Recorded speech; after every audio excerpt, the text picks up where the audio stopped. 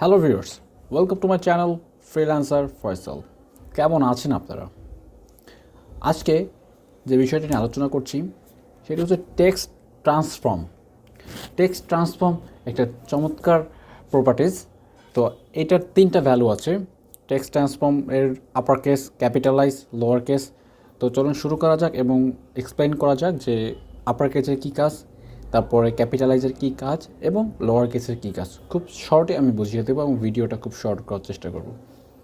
ওকে, তো first of all আমাদের code editor যে কোনো ওপেন করতে হবে। তো ব্র্যাকেটটাই ওপেন করতেছে, যেহেতু আমাদের ব্র্যাকেটেই টিউটোরিয়াল সিরিজটা তৈরি করা হচ্ছে ব্র্যাকেট দিয়েই।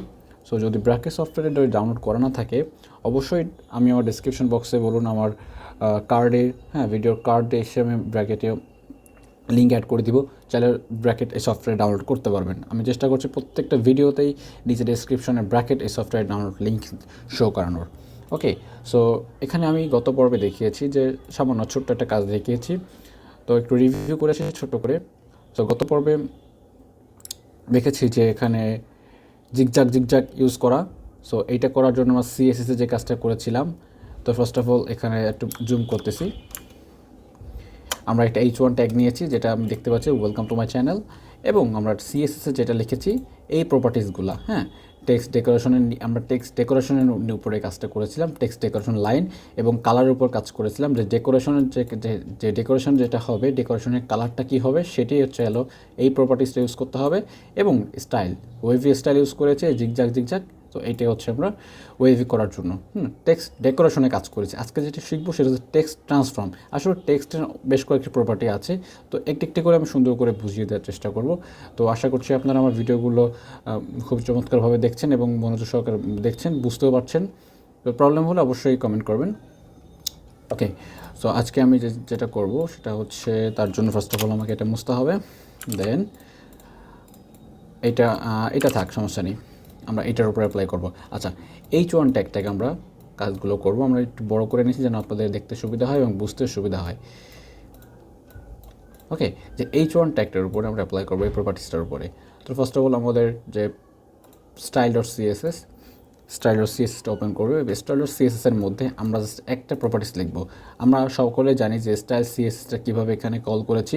আমি আমার সিএসএস এর প্রথম ভিডিও থেকে এখানে দেখে এসেছি স্টাইল সিএসএসটা লিঙ্ক আপ করতে হয় কীভাবে। তো আমি সেটি আপনাদের বলবো না, যেহেতু আমাদের অনেক 22তম পর্ব চলে এসেছি, সেহেতু আমরা অনেকটা ভেতরে ঢুকে গিয়েছি এবং অনেকটা অ্যাডভান্স সিএসএস শিখতে শুরু করেছি। ওকে, তো আজকের প্রপার্টি হচ্ছে আমাদের টেক্সট ট্রান্সফর্ম। ওকে, তো H1 ট্যাগটাকে ধরবো, H1 ট্যাগটাকে সিলেক্ট করব, সিলেক্ট করে কার্লি ব্র্যাকেট দিয়ে এর ভেতরে জাস্ট লিখবো টেক্সট ট্রান্সফর্ম দিয়ে ক্লোন। এখানে দেখতে পাচ্ছেন যে অনেকগুলো চলে এসেছে সাজেস্টেডে, আপনাদের নাও আসতে পারে, প্রবলেম নয়, আমি একটি করে বুঝিয়ে দিচ্ছি। আচ্ছা, তার আগে দেখুন যে এটা কিন্তু বড় হাতের করা আছে। আমি একটা কাজ করি, এটা ছোট হাতের করে দিই। যেহেতু এটা অলরেডি বড় হাতে করে দেওয়া আছে, আমি ছোট হাতের করে দিচ্ছি। Welcome to my channel. ঠিক আছে, এইটা আমরা নর্মালি না লিখে এটা প্রপার্টিস ইউজ করে সমস্ত লেখাটাকে আমরা বড় হাতে করে দেবো। এটা হচ্ছে টেক্সট ট্রান্সফর্মের কাজ। ঠিক আছে, তো টেক্সট ট্রান্সফর্ম প্রথম যেটা শিখবো সেটা হচ্ছে আপার কেস। ঠিক আছে, আপার কেস দেওয়ার পর দেখুন কী হয়েছে, আমার কিন্তু টাইপ করা লাগলো না প্রত্যেকটি বড় হাতের দিয়ে। ওয়েলকাম টু মাই চ্যানেল কিন্তু বড় হাতে টাইপ করা লাগেনি। এটা কিন্তু টেক্সট ট্রান্সফর্ম আপার কেস দেওয়ার ফলে আমাদের এই আউটপুটটি শো করেছে কি প্রত্যেকটা ওয়ার্ড আমাদের ক্যাপিটাল লেটার হয়ে যাবে। ঠিক আছে, সো আমরা একটা কাজ করি, H1টাকে আমরা ডুপ্লিকেট করি, তো এটা আমরা H2 ইউজ করি এবং এটাকে H3 ইউজ করি। আমি তিনটা প্রপার্টিস দেখাবো, তিনটা ভ্যালু দেখাবো একটা প্রপার্টিসের। সো এই তিনটার উপরে অ্যাপ্লাই করব। ওকে, দেখতে পাচ্ছি এখানে আউটপুট শো করতেছে। এবার H2তে অ্যাপ্লাই করব, কোনটা অন্য একটা ভ্যালু দেখাচ্ছি, H2 কার্লি ব্র্যাকেট শুরু করে শেষ করলাম।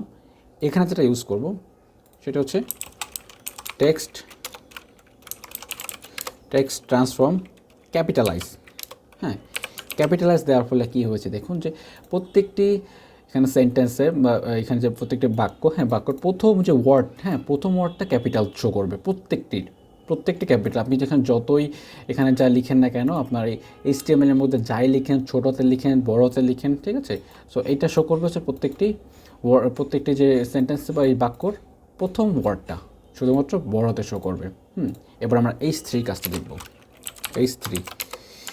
H3তে যেটা দেখবো সেটা হচ্ছে লোয়ার কেস। আশা করি এটা আপনি বুঝতে পেরেছেন। আপার কেস কাজ যেহেতু করলাম, ক্যাপিটালাইজ করলাম, লোয়ার কেসের কাজটা তো সিম্পলি বুঝতেই পারবেন। Text transform lower case, LOW lower case, ঠিক আছে। লোয়ার কেস দেওয়ার ফলে দেখুন যে এটা কিন্তু আমাদের সব ছোটোতে রয়ে গেছে, যেহেতু অলরেডি আমাদের নর্মাল অবস্থায় রয়েছে। লোয়ার কেস যেহেতু সব ছোটোতে রয়েছে, তারা কাজ করি এটা আমরা বড়তে করে দিই।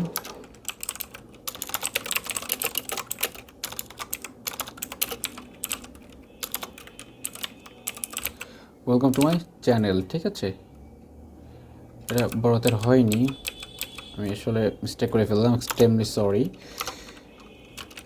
এখানে আমি লিখছি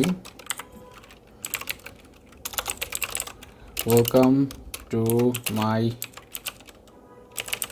চ্যানেল।